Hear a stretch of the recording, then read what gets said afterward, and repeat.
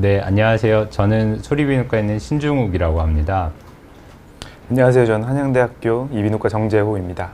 오늘 말씀드릴 거는 코로나19 걸린 뒤부터 잘 안 들려요. 코로나랑 난청에 관한 것입니다. 교수님도 진료 보시다가 코로나 걸리고 나서 잘 안 들린다든지 백신 맞고 나서 잘 안 들린다고 오시는 환자들이 종종 있으시죠. 네, 그렇죠. 그래서 적지 않게 네. 만나보고 있습니다. 근데 개인적으로는 전 국민이 코로나 백신을 맞고 현재까지 누적 확진자 수가 1,800만 명이 넘는다고 그러니까요. 이게 코로나 때문에 생긴 건지 아니면 시기적으로만 잠깐 겹친 건지 정확하게 잘 알기가 힘든 것 같습니다. 오늘 좋은 강의를 좀 부탁드리겠습니다. 네. 이제 코로나19 그리고 난청에 대해서 간단하게 좀 이야기를 해보겠습니다. 코로나19 바이러스는 다들 잘 아실 거고요. 그리고 소리, 그리고 청력에 대해서도 좀 이야기를 나눠보고, 난청인데 난청이 뭐냐, 종류가 어떻게 되는지, 그리고 코로나와 관련된 난청은 어떤 것들이 있을지, 그러면 그 난청을 어떻게 치료를 하고 재활을 하면 좋을지에 대해서 살펴보겠습니다. 네, 내용이 굉장히 방대한데요. 개인적으로는 이렇게 진료실에서 환자 보실 때는 시간이 아무래도 좀 짧잖아요. 네네, 이런 그렇죠. 내용 환자분들은 궁금해 하실 수 있는데 충분히 설명을 못 하셨을 것 같은데요. 오늘 좀 좋은 설명 부탁드리겠습니다.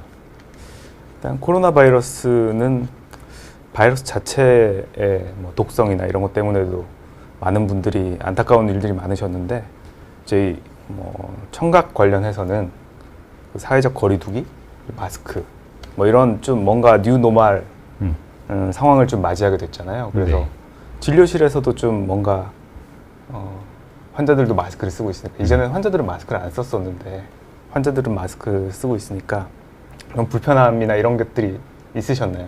선생님 어떠셨나요? 예전보다 난청을 호소하시는 경우들이 더 많아진 것 같습니다. 나이 드신 분들은 마스크 쓰고 얘기를 하니까 도대체 못 알아듣겠다 해서 병원 오시는 경우도 굉장히 많았던 것 같고요. 저희 입장에서는 이제 코로나 자체보다도 그거에 관련된 사회 현상들 때문에 난청 환자들이 더 고통을 받는 것 같습니다. 근데 이제 코로나 바이러스 자체도 이제 난청을 유발할 수도 있다는 근거들이 조금 있기는 한데요. 근데 이제 네이처 메디슨이라는 저널, 유명한 저널에서 포스트 코로나 증후, 롱텀 코비드 신드롬 이런 내용의 발표를 했습니다. 코로나 걸리고 나는 PCR 검사를 했는데 이제 나오지는 않아요. 그런데 뭔가 몸이 좀 불편해. 그리고 피곤하고 뭔가 좀 삶의 질이 저하된 것 같고 막 온몸이 쑤시고 가끔 기침도 계속 몇 달씩 기침하시는 분들도 계시더라고요. 그죠? 그리고 산소가 좀 부족하다는 느낌이 나시는 분들도 있고, 불안하고 우울하고, 코로나 걸린 것 때문에 이제 약간 사회적인 지탄을 받기도 하고, 그래서 외상 후 스트레스 장애가 오시는 분들도 계시고, 한동안은 머리가 계속 안개 낀 것처럼 그러신 분들도 계신다고 하고요. 두근거리거나 심지어는 머리가 빠지시는 분들도 이런 것들이 이제 그 포스트 코로나 신드롬으로 대표적인 증상으로 이제 제시가 되고 있는데, 다행히 난청은 없는 것 같아요. 그렇지만 저희가 적지 않게 환자들을 보고는 있습니다. 일단 난청에 대해서 좀 본격적으로 이야기를 하기 전에 소리가 뭔지, 그리고 어떻게 저희가 난청을 진단하는지 등에 대해서 간단하게 좀 살펴보면요. 소리라는 것은 파동입니다.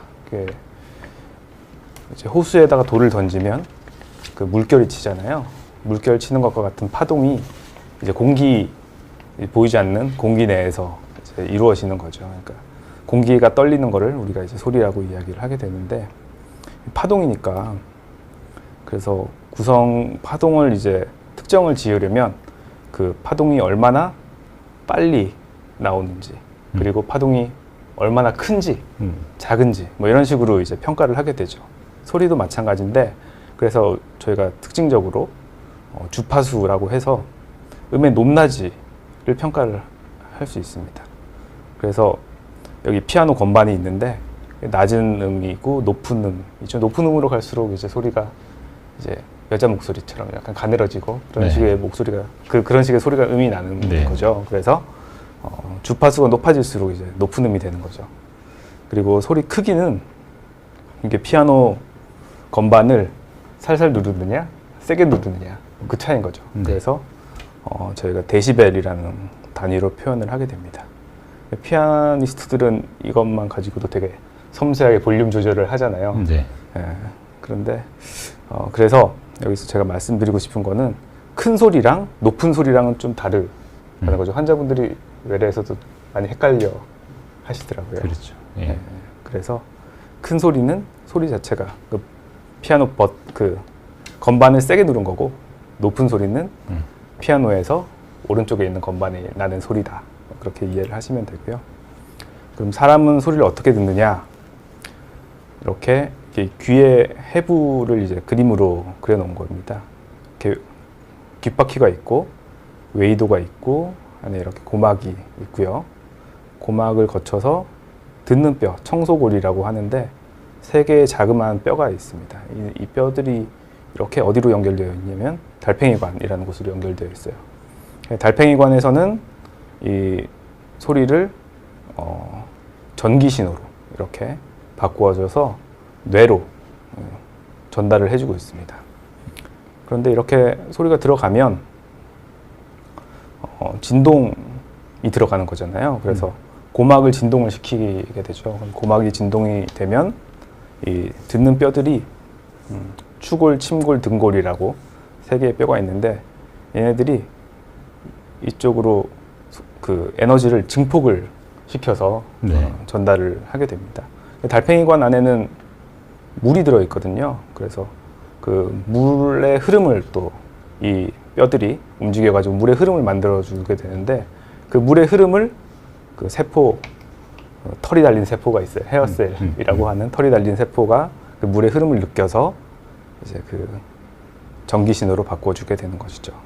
이 그림을 잘 이해를 하면 우리가 왜 잘 못 듣는지를 충분히 좀 이해를 네. 할 수 있을 것 같습니다. 네. 환자분들이 고막에 대해서 굉장히 중요하게 생각을 하셔서 네네. 나는 고막이 없는데 어떻게 듣냐, 혹은 고막이 있는데 왜 잘 못 듣냐, 이렇게 얘기하시는 경우들이 종종 맞아요. 있으시거든요. 맞습니다. 난청의 종류가 몇 가지 있을 것 같은데요. 네네. 그래서 다음 슬라이드에 보시면 난청의 이제 종류를 말씀을 드리겠습니다. 난청이라고 하면 그냥 증상이죠. 이건 병이 아니고 네. 그 말을 듣는데 뭔가 어려움이 있는 그런 상황이고, 다양한 원인에 의해서 유발이 될 수 있고요. 유발 원인에 따라서 진단도 다 달라질 수가 있습니다. 말씀하셨듯이 대표적인 종류를 구별을 해보면 감각신경성 난청이 있고요. 그리고 전음성 난청이 있습니다. 감각신경성 난청이라는 것은 그 달팽이관, 여기 아까 전에 소리가 들어오면 얘를 소리를 진동을 전기 신호로 바꿔주는 달팽이관이 있다고 했잖아요. 그 달팽이관의 기능이 떨어지는 거죠. 대표적인 경우가 이제 우리가 나이가 들면서 서서히 청력이 떨어지는 것 같은 노화성 난청, 그리고 시끄러운 데서 일하시는 분들, 그리고 요즘에는 뭐 이어폰이나 헤드폰 이런 것들 많이 들으면서 소음성 난청이 많아지고 있고요. 그리고 갑자기 청력이 떨어지는 돌발성 난청, 이런 것들은 여기 달팽이관 문제로 인해서 생기는 난청이 되겠습니다. 그리고 전음성 난청이 있는데 얘는 소리에 전달이 안 되는 거죠.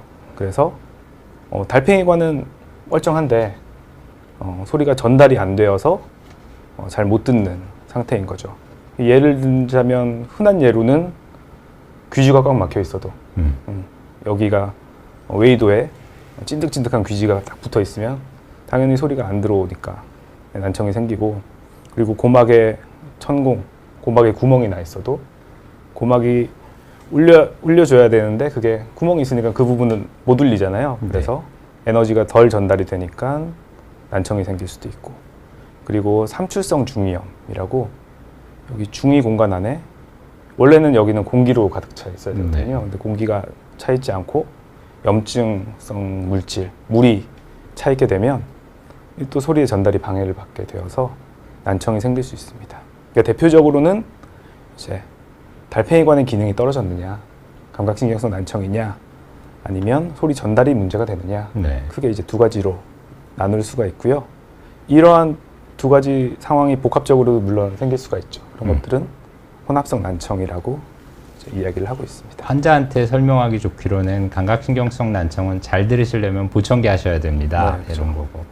전음성 난청이나 혼합성 난청 같은 경우에는 수술하시면 잘 들을 수 있습니다. 라고 설명을 드리게 되는 것 같습니다. 네. 그래서 보통 이비인후과 가시면 이제 제가 잘 못 듣습니다. 그러면 청력 검사 해보죠. 라고 이야기를 듣게 됩니다. 그리고 이제 검사실에 가셔서 청력을 테스트를 하게 되는데 건강검진 받으실 때나 이럴 때 한 번씩은 들어가 보셨을 거예요. 그렇죠. 그래서 이렇게 방음 부스 안에 들어가서 헤드폰을 쓰고 손에 뭘 하나 쥐어줘요. 그러면 소리가 들리면 버튼을 누르시거나 스피커로 소리가 들릴 때 말을 따라 하시거나 그렇게 하시면 되는데요. 이렇게 보시면 그 스피커를 쓰고 헤드셋을 쓰고 있을 때도 있고 뒤쪽에 뼈를 진동시키는 골도 진동자를 붙여가지고도 테스트를 하게 되는데요. 이렇게 하게 되면 우리가 달팽이관을 바로 자극을 할 수 있어서 전음성 난청이 있으신 분들은 귀로 들려주는 건 못 듣게 되잖아요. 네. 그런데 이 뼈를 울리게 되면 또 잘 들으시니까 그런 것들을 통해서 난청의 종류를 감별을 할 수도 있습니다. 검사를 하고 나면 이런 표를 보면서 이제 의사 선생님이 설명을 해주실 거예요. 네. 대표적인 검사가 이제 수능 청력 검사인데 아까 전에 말씀드렸듯이 소리가 주파수랑 소리 크기, 데시벨로 나누어질 수 있다고 분류할 수 있다고 말씀을 드렸잖아요. 그래서 각각의 주파수별로 내가 어떤 소리를 듣는지를 표현을 이제 해놓은 겁니다. 그래서 귀에 관련돼서는 항상 빨간 게 오른쪽이고 파란 게 왼쪽인데요. 여기서도 지금 오른쪽 귀를 표시를 해놓은 건데 이제 귀로 소리를 들려줬을 때 내가 각각 주파수별로 몇 데시벨을 듣는지 이렇게 표시를 해서 청력 역치를 구할 수 있습니다. 그래서 그러면 난청 검사를 했는데 그러면 난청의 정도는 어떻게 알 수 있나 이렇게 이야기를 해보면요. 보통 정상 청력은 한 25데시벨 정도까지 들으실 수 25데시벨보다 작은 소리를 들으실 수 있으면 정상이라고 이야기를 하고요. 25부터 한 40데시벨까지는 좀 약간 못 들으신다. 그리고 40부터 60까지는 55까지는 중등도 그리고 그 이후는 중등 고도 난청이라고 분류를 하고 있고요. 근데 데시벨만 가지고는 좀 와닿지가 않잖아요. 네. 선생님 어떻게 설명을 좀 해주시나요? 난청이 처음에 시작될 때는 아예 못 듣는 거나 이런 건 아니고요. 대부분의 환자분들이 앉아서 누구랑 조용한 데서 얘기할 때는 문제가 없는데 공간이 넓은 공간이나 이 사람 저 사람 얘기하는 시끄러운 공간에 있으면 말소리 구별하는 게 좀 어렵다 하는 경우에 대부분 보면 경도 난청이 조금 시작되는 경우들이 많은 것 같습니다. 그리고 이제 청력 검사에서 저희가 평균적으로 데시벨 주파수별로 이제 평균을 내서 당신의 청력은 몇 데시벨입니다라고 이제 말씀을 드리잖아요. 그럴 때 그 데시벨 자체가 저희가 정상적으로 지금 이렇게 이야기하고 있는 제 목소리 크기가 한 60데시벨 정도가 되고요. 그리고 이렇게 지금 저희가 방송하고 있는 방송실은 한 20데시벨 정도의 소리인 거고 일반적으로 전철을 타면 90데시벨 그리고 콘서트장 같은 데 가면 110데시벨 항공기 이륙하는 소음이 한 120데시벨 정도 된다고 이제 하거든요. 그래서 보통 환자들이 한 60데시벨 정도 난청이 있으시다 그러면 지금 제가 말하고 있는 게 그냥 들리락 말락 하실 정도이실 거다. 덜 들린다라고 이제 설명을 드리는데 이렇게 이제 본인의 청력을 데시벨로 이제 표현을 할 수가 있게 됩니다. 그래서 원인에 따라서 다양한 방법으로 치료를 할 수 있고요. 앞서 말씀해 주셨듯이 감각신경성 난청 같은 경우에는 이제 보청기나 인공화우 이식이나 중위 이식 등을 할 수 있고요. 전음성 난청, 소리가 전달이 안 되니까 그것은 이제 중이염 수술을 해주거나 또 수술 못하는 귀는 또 어쩔 수 없이 보청기를 하시거나 그렇게 하는 방법들이 있겠습니다. 그럼 이제 본격적으로 그럼 코로나가 청각에 미치는 영향이 어떻게 될까를 한번 이야기를 나눠보겠습니다. 첫 번째로 이제 코로나 진짜로 걸려서 중하게 걸려서 중환자실 진료를 받으시거나 아니면 오랜 기간 침상에 누워 계신 분들에 해당되는 경우인데요. 이런 경우 삼출성 중이염이 발생할 수 있습니다. 그래서 이 그림처럼 중환자실 치료를 받으시거나 아니면 콧줄 병원에 가시면 이제 입원하시면 그 콧줄을 끼시는 분들이 계신데 이게 비위관이라고 하거든요. 코랑 코를 통해서 위까지 식사를 할 수 있도록 네. 이제 그렇게 이제 관을 집어넣어서 이쪽으로 음식을 넣어주는 관이 되겠는데요. 공교롭게도 이 비위관이 우리가 이제 코로 이렇게 들어가서 그 귀랑 코랑 연결되는 이관이라는 구조물이 있게 되는데 네. 그 이관 옆으로 지나가게 됩니다. 네. 그렇게 아무래도 그러다 보니까 이관의 기능이 떨어지게 되죠. 네. 그래서 이관이 주로 중이 내에 이제 나쁜 것들이 있으면 애들을 배출시켜주는 역할을 하게 되는데요. 중이 내는 항상 공기가 차 있어야 되니까 네. 나쁜 것들을 이제 배출을 시켜줘야 되는데 누워 있다 보니까 이게 중력의 도움을 못 받게 되죠. 그래서 여기 콧물이나 뭐 코에 입에 있던 균들이 위쪽으로 올라가 가지고 중이에 감염을 네. 시킬 수도 있고요. 이런 의료기기 비위관들이 삽입이 되면서 그런 것들이 더 악화가 될 수가 있죠. 그래서 고막에 이렇게 물이 찹니다. 정상적인 고막 사진이고요. 여기 보면 고막은 한 1cm 정도 크기고 그리고 회백색의 반투명한 막이라고 이제 네. 되어 있는데 물이 차 있는 고막을 보시면 이렇게 노랗게 되어 있습니다. 그래서 이렇게 중위 공간에 물이 차는 거죠. 그럼 어떻게 될까요, 선생님?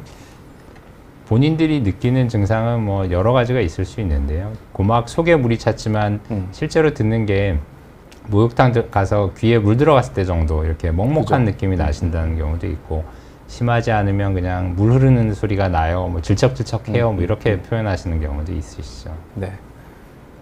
그래서 이렇게 물이 차버리니까 원래는 공기가 있어야 되는데 이 듣는 뼈들, 추골, 침골, 등골이 소리를 증폭을 시켜줘야 되는데 네. 이게 공기 중에서 팔 젓는 거랑 물 속에서 팔 젓는 거랑 다르잖아요. 네. 그것처럼 이제 훨씬 더 에너지 소모가 크게 되죠. 그래서 소리 전달이 떨어지기 때문에 치료는 이 물을 좀 제거해주는 네. 치료를 하게 됩니다. 먼저 약을 좀 써보고요. 좋아지지 않는 경우에는 고막에다 구멍을 뚫어서 네. 이렇게 안에 있는 물을 빼주면 금방 또 좋아지시고 이게 너무 이제 오랜 기간 동안 물이 차 있는 경우에는 지금처럼 환기관이라고 해서 구멍을 뚫어 가지고 고막을 통해서 공기가 왔다 갔다 할 수 있도록 네. 이제 만들어주면 이제 중위 내부가 공기로 다시 네. 바뀌면서 건강해지죠. 그런 식으로 치료를 하게 됩니다. 종종 코로나 걸리시고 이제 좀 생사를 넘나드시던 분들이 네. 나중에 그때는 뭐 귀가 불편한 거 잘 모르시다가 그러시죠. 나중에서 이제 좀 잘 안 들리는 것 같아요 라고 오시는 경우에 삼출성 중이염이 많은 것 같고요. 그리고 원래는 삼출성 중이염이 애들에게 네. 많죠. 네. 네. 네, 그래서 그런데 오랜 기간 동안 뭐 중환자실 치료를 받으시거나 누워 계신 성인분, 특히 노인분들에게도 많이 발생을 할 수 있는 것 같습니다. 다음은 코로나 바이러스 자체로 인한 난청에 대해서 이야기를 좀 나눠보겠습니다. 바이러스가 그럼 어디로 해서 귀로 들어갈까요? 앞에서 말씀드린 이관 통해서 네, 맞아요. 귀로 들어갈 것 같습니다. 이관으로도 들어가고 네. 그리고 뭐 어차피 코로나 바이러스가 코로도 들어가고 후각 네. 쪽으로도 위쪽이 이렇게 코 부분인데 코로도 들어가고 뭐 신경 쪽으로도 들어가기 때문에 신경을 통해서 다시 귀 쪽으로도 들어갈 수 있는 것 같습니다. 그 중에 가장 이제 저희한테 많이 오시는 경우죠. 그래서 코로나 걸리거나 아니면 백신을 맞았는데 네. 갑자기 귀가 안 들려요라고 오시는 분이죠. 그럼 저희는 이제 그걸 돌발성 난청이라고 네. 하는데 돌발성 난청의 정의는 일단은 갑자기 생겨요. 갑자기 내가 뭘 잘못해서가 아니라 그냥 갑자기 생기는 감각신경성 난청입니다. 달팽이관의 기능이 갑자기 떨어지는 경우죠. 그래서 검사에서는 원래 세계 주파수에서 30dB 이상 청력이 떨어져야 되고 이비인후과에서는 저희 이과에서는 거의 유일한 응급질환이 아닐까 예, 싶습니다. 원인은 특별히 알려진 게 없어요. 원인 불명이 대부분이고 바이러스 감염이나 자가면역 질환이나 혈류장애, 드물게 청신경 종양 때문에도 돌발성 난청이 생길 수 있습니다. 네. 돌발성 난청은 좀 코로나 백신하고 좀 여러 가지 말들이 있었던 것 같습니다. 뭐 코로나 백신 맞고 나서 돌발성 난청 걸리는 사람들이 늘었다는 얘기도 있고 그렇지 않다는 얘기도 있었는데요. 결과가 좀 어떻게 됐었나요? 결과는 잘 모르죠.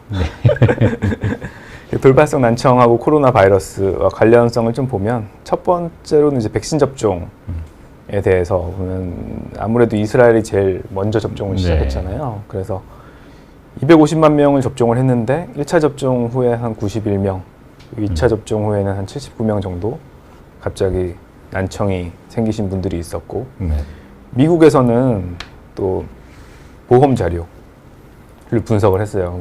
환자들이 와서 이제 진료를 받으면 보험 청구 기록이 남으니까 그걸 가지고 이제 이전에 코로나 이전에 돌발성 난청이 생겼던 빈도를 백신을 이제 접종을 하고 나서부터 어떤지를 비교를 해본 거죠. 그랬더니 일반적인 이전에 비해서 크게 높지 않았다라고 이제 결론을 내리고는 있었습니다. 그리고 이스라엘에서도 마찬가지로 생긴 합병증의 빈도가 사실 미미하다고 볼 수도 있기 때문에 백신의 효과가 위험도를 상회한다. 그래서 백신을 못 맞을 만큼 이 난청에 한해서 다른 것은 아니고요. 난청에 한해서는 백신을 못 맞을 정도는 아니다라고 이제 결론을 내렸던 것 같고요. 근데 코로나를 앓고 나서 돌발성 난청이 생긴 것들은 이제 그냥 케이스 레포트 정도로 이제 보고가 되고 있는 것 같습니다. 그래서 이집트에서는 특징적으로 보통 코로나 걸리면 후각이 마비가 되거나 아니면 열이 난다거나 이런 증상으로 오시잖아요. 그런데 갑작스러운 난청이 이제 첫 증상으로 코로나의 첫 증상으로 왔다는 보고가 있었고요. 코로나 환자들 중에서도 뭐 한 7.6%, 14.8%, 7.2% 정도 이제 난청, 이명, 어지럼증 이런 귀 관련 증상들이 있다고도 보고를 하고 있습니다. 이런 돌발성 난청이 생겼다. 그러면 치료를 어떻게 하죠? 예, 뭐 돌발성 난청 치료는 제가 이비인후과 의사 시작하고 나서 한 20-30년 전이랑 지금이랑 크게 달라지진 않은 것 같습니다. 맞습니다.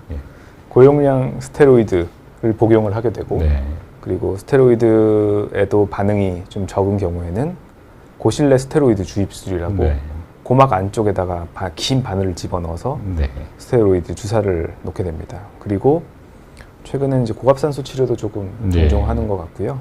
난청이 심한 경우 한 80dB 이상의 난청이 생긴 경우에는 보험 급여가 되기 때문에 요즘엔 좀 하고 있고요. 그런데 코로나 환자에서 고용량 스테로이드 어떻게 하시나요? 뭐 코로나 환자라도 위험하지 않으면 환자 상태에 따라서는 사용할 수 있을 것 같습니다. 그리고 돌발성 난청은 사실은 꼭 코로나랑 관련되지 않아도 많은 분들이 궁금한 점이 많이 있을 것 같습니다. 코로나 보통 예후가 어느 정도 된다고 말씀을 드리세요? 돌발성 난청에 대해서요? 저희는 뭐 한 40% 정도는 완전 회복된다고 말씀을 드리고요. 나머지는 뭐 그대로거나 아니면 조금 좋아지는 정도. 더 나빠지실 수도 있다고 말씀을 드리는데 그럴 정도로 이게 예후가 좋지 않아서 빨리 치료하셔야 되고 뭐 이런 것들이 있을 수 있습니다. 네, 맞습니다. 코로나는 오히려 또 스테로이드로 치료를 할 수도 있는 경우도 있기 때문에 그렇죠. 그렇죠. 저희가 이건 이제 외래로 오신 환자들에 한해서죠. 그러니까 정말 그 중환자실에 계신 분들은 뭐 청력을 가늠할 평가를 할 수가 없기 때문에 해당이 되지 않는데 외래로 방문하신 건강한 비교적 건강한 코로나 환자분들은 스테로이드를 쓰실 수 있고요. 백신을 맞고 나서 뭐 2-3일 내에 돌발성 난청이 생겼다. 그런 경우에는 좀 약간 스테로이드를 쓰는 것이 저희가 백신을 맞는 거는 면역을 얻으려고 하는 건데 스테로이드는 일정 부분 면역을 억제하는 영향이 있어서 네. 그럴 때는 조금 고민이 되기도 하더라고요. 그래서 그때는 이제 대안으로 고실내 스테로이드 주입술로 네. 치료를 하곤 했던 것 같습니다. 네. 그리고 돌발성 난청 이외에도 뭐 감각신경성 난청이 뭐 빈도는 많지 않지만 다양한 정도로 보고가 네. 되고 있고요. 지연성 난청이라고 하는데요. 아직은 이에 관련돼서는 좀 연구가 좀 부족한 네. 상태입니다. 왜 그런 거 하니 그 뇌라는 이제 단단한 뼈 안에 우리가 그 아까 털이 있는 세포가 들어있다 그랬잖아요. 네. 네. 그렇기 때문에 그 걔네를 보려면 그 뇌의 뼈를 부시고 봐야 되는데 네. 그 부셔버리면 난청이 생기니까 네. 저희가 뭐 그 조직 검사나 이런 걸 할 수가 없죠. 네, 그렇죠. 그래서 네. 이걸 가지고 그 뭐 정확하게 이게 코로나로 때문에 네. 난청이 생겼는지를 알 수가 어렵습니다. 네. 그런데 그 스탠포드 대학에서 청신경 종양 때문에 이제 귀를 수술하시는 분들 있잖아요. 네. 그런 분들은 어차피 귀를 네. 파괴를 시켜야 되는 분들이니까 네, 네. 그분들에서 건강한 어떻게 보면 건강한 이제 그 달팽이관에 있는 세포들을 끄집어내 가지고 그 세포들에게서 코로나가 감염이 되는지를 봤어요. 봤더니 그 감염에 필요한 단백질들이 있어서 충분히 감염이 될 수 있다라는 네. 뭐 근거들은 지금 밝혀져 있는 부분이 좀 약간 있습니다. 네. 네. 다음은 이제 코로나로 인한 사회적인 문제, 사회적 거리두기 또는 뭐 마스크 착용 네. 이런 것 때문에 발생할 수 있는 난청 환자의 어려움이라고 해야 되나? 아니면 네. 뭐 인지 기능이 떨어지게 되는 기전 등에 대해서 알아보겠습니다. 마스크를 쓰면 힘드시잖아요, 그죠? 네. 말하는 것도 힘들고 상대가 알아듣는 것도 힘들고 그 네. 난청 환자들은 저희가 조금 잘 못 듣는 상황에서는 그 상대방의 입을 계속 쳐다보게 되죠. 네. 그죠? 그래서 입술 읽기, 립 리딩이라고 하는데 네. 그런 이제 부가적인 정보를 동원을 해서 들으려고 노력을 하게 됩니다. 네. 그런데 이제 마스크를 딱 써서 입을 가려버리니까 네. 난청 환자분들이 입을 쳐다봐도 마스크밖에 안 보이죠. 네. 그래서 인터넷에 보니까 그 입이 보이게 마스크를 막 투명하게 만들어서 쓰기도 하고 하지만 여튼 이러한 그 마스크를 착용하는 시간들이 되게 길었잖아요. 2년 이상 지금도 네. 아직 실내에서는 착용을 하고 있지만 길었기 때문에 이러한 영향들이 안 좋은 영향을 그 난청 환자들이 좀 어렵게 되는 거죠. 그리고 청각 장애 환자들이 오히려 대화 의사소통에 불편함이 생기니까 좀 빨리 네. 발견이 되고 그리고 사회적 거리두기 마스크 때문에 서로의 소통이 좀 줄어들다 보니까 네. 그 관련돼서 인지 기능이 떨어지게 되는 효과가 있습니다. 난청이랑 인지 기능이랑이 밀접한 관계가 있는데요. 둘 다 어쨌든 나이가 들어가면서 난청도 조금씩 생기고 인지 기능도 조금씩 떨어질 수밖에는 없어요. 네. 그런데 난청이 있으면 인지 기능 저하를 더 악화시키는 것 같습니다. 여러 가지 그 메커니즘으로 설명을 하고 있는데요. 인지 부하, 그리고 구조적 변화, 사회적 고립 뭐 이렇게 되어 있는데 우리 머리에는 다 이제 컴퓨터가 하나씩 있잖아요. 네. 근데 그 컴퓨터가 100을 할 수 있는 컴퓨터인데 내가 보통 들을 때는 잘 듣는 사람은 10만으로도 충분히 듣는 데 관련된 일들을 네. 할 수가 있게 되거든요. 그런데 난청이 있으면 아까 전에 봤듯이 사람의 입술을 유심히 봐야 되거나 아니면 네. 다른 정보들을 더 얻어야 되기 때문에 10만으로 들을 수 있던 거를 한 20 정도를 써야 되는 거죠. 그렇게 되면 내가 듣는 데는 10을 쓰고 나머지 90은 다른 일을 하는데 썼었는데 네. 20을 듣는 데 쓰게 되니까 네. 다른 데 쓸 수 있는 뇌 능력이 줄어들게 되죠. 이게 장기적으로 지속이 되다 보면 인지 기능이 저하가 될 수 있고요. 그리고 실제로 못 들으시는 분들을 MRI를 찍어서 뇌의 이제 청각 중추나 이런 부분에 그 부피를 재보면 난청 기간이 오래될수록 그 부피가 줄어든다는 연구들도 있고요. 그리고 아무래도 못 듣다 보니까 혼자 있게 되고 그리고 이제 물론 코로나가 그런 것들 더욱 네. 가중화시키기도 했지만 난청 자체도 그 사람과 사람이 이제 서로 상호작용을 하는 것을 방해하기 때문에 인지 기능의 저하를 촉진시킬 수가 있습니다. 그래서 치매가 많이 생긴다고 되어 있어요. 그래서 그 2021년에 란셋이라는 유명한 저널에서 치매 위험 인자들에 대한 보고를 했습니다. 네. 그런데 알고 보니 우리 한 40%는 교정이 가능한 거예요. 알려진 위험 인자 중에서 네. 40%는 우리가 어떻게든 노력을 하면 좀 극복을 할 수 있는 부분인데 네. 그게 이렇게 여러 가지 위험 인자들이 있습니다. 술 마시는 거 좀 줄이면 1% 줄었는데요. 담배도 5%. 그런데 여기 보시면 난청이 8%예요. 난청이. 네. 난청이 가장 유일한 단일 그 인자 중에서는 가장 파워풀한 네. 인자가 되겠죠. 그래서 경도 난청이 있는 경우, 또 중간 난청이 있는 경우, 고도 난청이 있는 경우를 일반 난청이 없으신 분들하고 비교를 해봤을 때 네. 경도 난청이 있으신 분은 한 2배 정도, 그리고 중간 난청이 있으신 분들은 한 3배, 네. 그리고 고도 난청이 있으신 분들은 한 5배 정도 치매 발생이 네. 많은 것으로 보고가 되었고, 이런 계기로 이제 여러 가지 연구들이 활발하게 진행을 되고 있습니다. 그러면 보청기를 하면 좀 좋아질까요? 아무래도 뭐 보청기에서 소리 듣게 되시면 네. 조금 도움이 되실 것 같습니다. 네. 그러니까 저희가 연구를 했는데요. 보청기를 사용한 우리나라의 이제 청각장애인들, 네. 그리고 청각장애는 받았지만 이전에는 그 보청기 지원금이 되게 적었잖아요. 네. 그럴 때는 청각장애를 받지만 보청기를 안 하신 분들이 꽤 네. 있더라고요. 그래서 네. 그분들이랑 매치를 해가지고 추적 관찰을 해봤습니다. 그래서 한 평균 한 10년 정도 추적 관찰을 했는데 네. 여기 보청기 사용한 사람들은 이렇게 까만색이고요. 보청기를 사용하지 않으신 분들이 빨간색인데 치매가 발생하지 않은 인원의 비율이 보청기 미사용자들에게서 훨씬 낮았어요. 그러니까 보청기 미사용자들이 치매가 많이 생긴 거죠. 네. 그러니까 이런 것들로 실제로 봤을 때 한 저희가 보청기 사용한 사람들이 한 8,900명 정도, 네. 안 사용한 사람들이 한 8,900명 정도였는데 실질적으로 이러한 차이가 있더라. 그러니까 적절하게 보청기를 사용을 해서 치매의 발생을 네. 낮출 수 있을 것이다 라고 이야기를 하고 있습니다. 네, 정리를 좀 하자면 코로나 바이러스가 실제로 청각에 어떤 영향을 미치나, 네. 아까 전에 말씀드렸듯이 중환자실 진료 받으시거나 오래 누워 계셨던 분들은 삼출성 중이염 같은 게 좀 생길 수가 있고요. 네.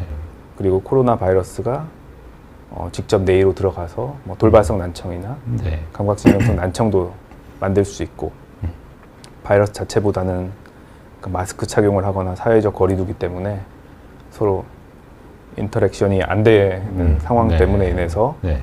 난청 환자의 인지 능력이 떨어지는 게 또 좀 더 그러실 수 있죠. 네. 그렇지 않았을까. 이건 나중에라도 한번 비교를 해보면 정말 네. 의미 있는 차이가 있을 것 같습니다. 그래서 난청의 그럼 치료는 어떻게 네. 하느냐가 되겠는데요. 가장 뭐 우리가 흔히 생각할 수 있는 게 바로 보청기. 네. 그렇죠. 보청기는 다양한 형태의 보청기들이 있죠. 귀 속에 쏙 들어가는 것도 있고, 귀걸이처럼 네. 생긴 것도 있는데, 요즘엔 뭐 귀걸이형 보청기도 많이 네. 쓰시죠. 네.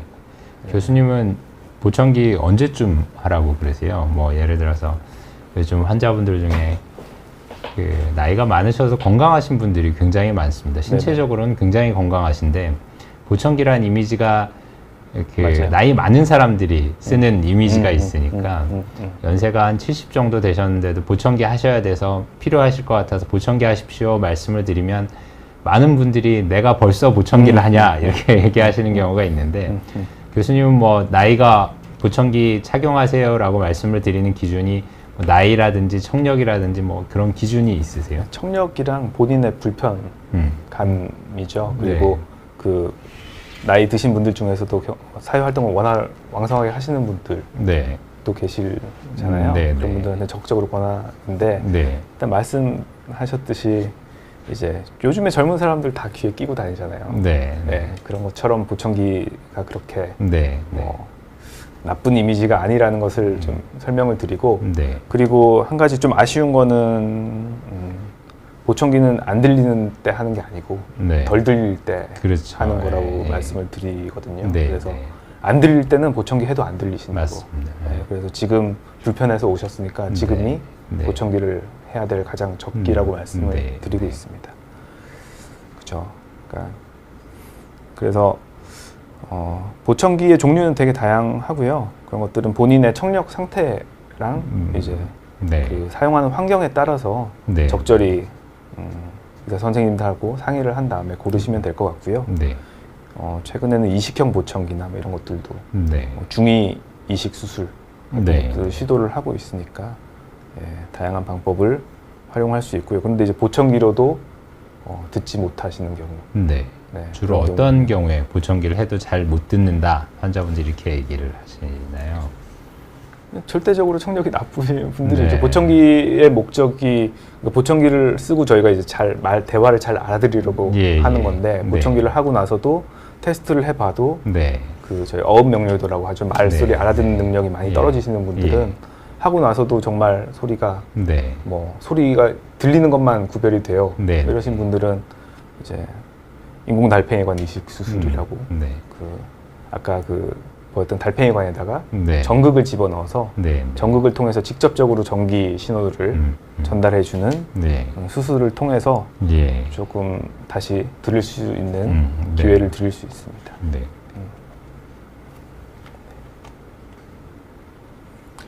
네, 지금 마지막 이제 슬라이드인데요.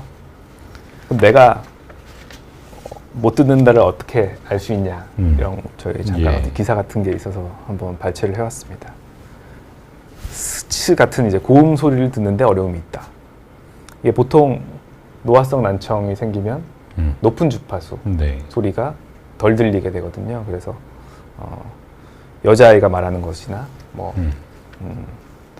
그런 것들을 들을 때 어려움이 많다 이런 것들은 이제 고음역의 청력이 좀 떨어져 있다는 것을 이야기할 수 있고요. 시끄러운 데서 대화하는데 어려움이 있다. 그리고 뭐 전화 통화하는 것이 힘들다. 다른 사람들과 대화할 때 좀 귀를 기울여야 되거나 다른 사람이 말하는 게 좀 중얼거리는 것처럼 보이거나 다시 한번 말해달라고 요청한 적이 네. 있거나 뭐 다른 사람들이 TV 소리를 좀 낮추라고 가족들이 그러거나 좀 부적절한 반응을 한다거나 귀에서 이명이 있거나 이럴 경우에는 꼭 이제 근처 이비인후과를 한번 방문하셔가지고 네. 청력 검사를 받으시고 전문가와 한번 상담을 해보시는 게 네. 좋을 것 같습니다. 네. 네, 제가 준비한 것은 여기까지고요. 저희 뭐 네. 시청자분들이 질문을 주셨는데요. 제가 좀 말씀을 드리겠습니다. 네. K님이 보내셨는데요. 저는 40입니다. 2003년도부터 메니에르 진단을 받고 2011년도까지 스테로이드 주입술 등을 치료받고 잠복기에 들어갔습니다. 근데 작년 4월 달에 얀센 접종을 받고 나서 이충만감과 어지럼증이 다시 나타났습니다. 그리고 이명도 더 커지고 혈압약의 다이크로지드 반하를 드시고 계신데요. 이런 경우 어떻게 해야 되나요? 하셨는데요. 교수님 그 메니에르 병이 어떤 건지 잠깐 간략하게 설명을 좀 네. 해주시죠. 네, 메니에르 씨 병은 귀에 압력이 차는 병이라고 네. 생각하시면 되는데요. 그 아까 전에 이야기했던 달팽이관, 네. 달팽이관은 딱딱한 뼈로 이루어져 있거든요. 네. 그 안에 물이 차 있는데 그 물의 압력이 높아지는 거죠. 네. 그래가지고 물의 압력이 높아지니까 뭔가 환경이 바뀌니까 거기에 있는 그 소리를 감지하는 세포들이 제 기능을 못해서 네. 청력도 떨어지고 거기에는 또 평형신경에도 또 영향을 주기 네. 때문에 어지럽기도 하고 네. 이제 그런 것들이 반복적으로 한 반나절 정도 막 어지러웠다가 네. 또 좋아졌다가 네. 이게 계속 반복되는 게 특징적인 네. 병이고요. 네. 치료는 일단은 압력이 차 있는 걸 좀 빼주는 네. 방법으로 이제 보존적 치료를 하고 네. 많이 어지러우실 때는 저희가 어지럼증 약을 네. 드리면서 좀 안정을 시켜드리죠. 네. 그래서 일단 기본적으로는 그래서 저기 다이크로짓이라는 약을 드신다고 하셨는데 그게 네. 이뇨제거든요. 네. 근데 메니에르 씨 병에서도 저희가 치료로 이뇨제를 사용하잖아요. 네. 예, 그래서 일단은 그 증상의 빈도나 이런 거를 보고 좀 네. 약을 좀 증량을 할지 아니면 네. 좀 보존적으로 네. 치료를 할지를 결정을 할 것 같은데요. 우선은 제가 권해드리기로는 청력 검사를 좀 해보셔야 될 것 같아요. K 그렇죠. 씨는 네. 이명도 커지고 하셨으니까 현재는 뭐 청력이 조금 더 떨어져 있으실 수도 있을 것 같고요. 네. 청력이 떨어지고 그런 경우에 스테로이드를 복용하시는 경우도 있고 스테로이드 주입술 같은 경우에는 뭐 반복적으로 더 하실 수 있는 경우들도 있으니까요. K 씨는 네네. K님은 저기 청력 검사를 우선 좀 먼저 해보셨으면 좋겠습니다. 네. 검사해 보셔야죠. 다음은 사과사랑님이 보내셨는데요. 저는 69세 여성입니다. 지난 2월 코로나 걸린 후 다 낫고 나서 몸살이 나면서 죽을 만큼 아팠고 그게 한 2개월 정도 지나니까 좀 낫긴 한데 날씨가 쌀쌀해지면 재채기 기침이 나고 귀에서 소리가 난다고 하셨습니다. 매미 우는 소리가 나고요. 아무튼 소리가 나면서 작은 소리가 잘 안 들리는 상태시고요. 혈압약 복용하고 계시는데 시간이 흐르면 나을 수 있을까요? 라고 질문을 좀 주셨습니다. 나을 수 있죠. 네. 네. 그리고 귀에서 매미 우는 소리 네. 이제 이명이신 네. 것 같은데 마찬가지로 청력 검사 해보셔야죠. 예, 네, 그죠. 이게 갑자기 아까 전에도 말씀드렸듯이 네. 갑자기 이명이 들리는 것도 네. 청각에 변화가 있어서 네. 이명이 생기는 걸 수도 있거든요. 네. 그래서 청력 검사를 해보시고 일단 기본적으로 소리 나는 거에 대해서는 너무 민감하게 반응을 하지 않으시는 게 좋기는 한데 맞습니다. 네, 아마 네, 그런데 69세이시니까 나이가 드시면서 떨어지는 노화성 네네. 난청도 네네. 좀 있으실 수 있고요. 네네. 그러면서 최근에 뭐 코로나 걸리시고 엄청나게 네네. 스트레스를 많이 받으셨을 것 같아서 네, 그런 것도 영향이 있죠. 예, 그러신데 교수님 말씀하신 대로 청력 검사 받아보시고 이명 같은 경우에는 어찌 됐든 뭐 많은 분들이 시간이 좀 지나면서 본인 증상은 많이 네네네. 좋아지시는 경우가 많잖아요. 네네. 네, 그렇죠. 그러실 것 같습니다. 초코송이 냠냠냠이 님이 보내주셨는데요.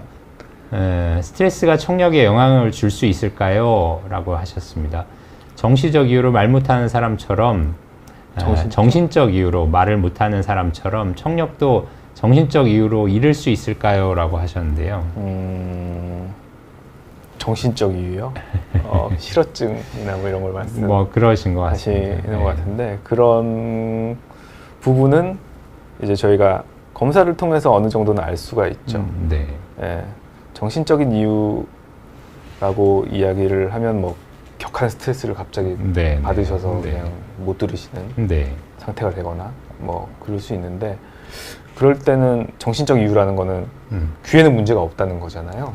제가 생각하기로는 이게 뭐 어떤 병이든 건강하고 기분 좋을 때 생기지는 잘 않으시잖아요. 그렇죠. 대부분 뭐 네네, 돌발성 맞습니다. 난청이라든지 갑자기 청력이 떨어지시는 경우에 보면 최근에 막 극심한 스트레스를 받았다든지 이런 후 나서 생기시는 경우가 많더라고요.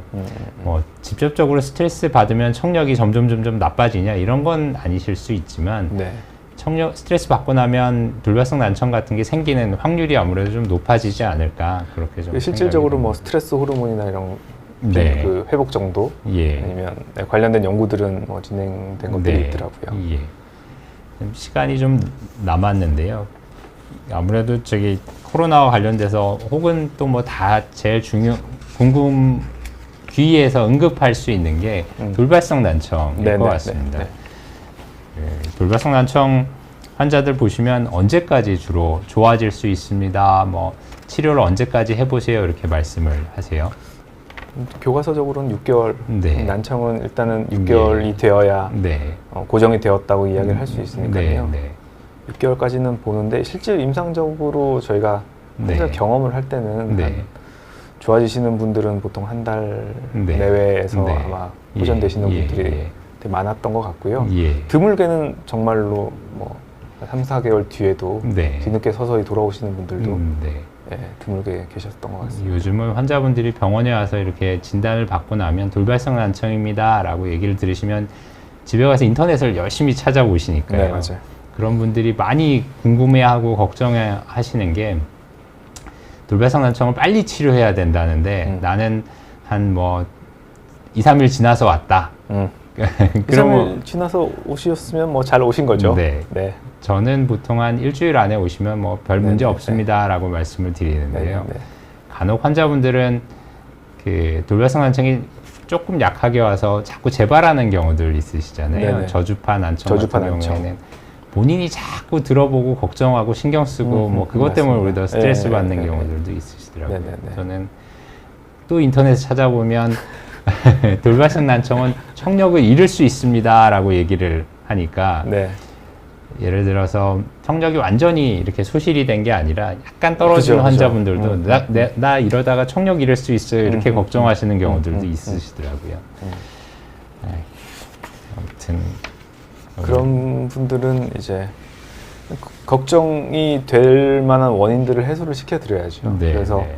뭐 드물게는 청신경 종양이나 이런 것 때문에도 돌발성 난청이 올 수도 있으니까 네, 네, 뭐 머리 MRI 검사도 확인을 해보시고 네, 그렇게 하셔가지고 네, 뭐 가능성이 있는 네, 부분을 다 설명을 해주고 네. 안심을 시켜드리는 게 제일 중요한 것 같습니다. 네, 실제로 뭐 청력이 전혀 없어져서 네, 이제 고통받고 계시는 분들도 많기는 한데 네, 이제 다양한 환자들의 예, 네. 스펙트럼이 있기 때문에 말씀하신 것 중에 보청기랑 치매 이런 게 좀 일반적인 분들도 관심이 많을 네, 거고요. 네, 네. 요즘은 홍보가 많이 돼서 그런지 많이- 먼저 얘기하시는 네, 네, 경우들도 맞습니다. 많으시더라고요. 치매 안 생기려고 보청기 맞습니다. 하러 예, 왔다고 예. 오시는 분들도 계시고 예. 저희가 설명할 때도 좀 편해졌어요. 네, 그 환자분들한테 내가 왜 보청기를 해야 되냐 네, 그러시면 이렇게 두시면 치매 확률이 뭐 3배 네, 또는 네. 5배 높아집니다. 네, 그러면 이제 조금 이제 네, 네. 보청기에 대해서 생각을 한번 다시 하시더라고요. 예, 사실 그렇게 하셔야 되는 건데 맞습니다. 네, 그렇습니다. 네. 오늘 좋은 강의 감사드립니다. 네. 네, 이상으로 궁금증들이 좀 해소가 예. 되셨을지 모르겠네요. 네. 코로나와 관련돼서 난청에 대해서 말씀을 드렸습니다. 네, 네, 감사합니다. 감사합니다.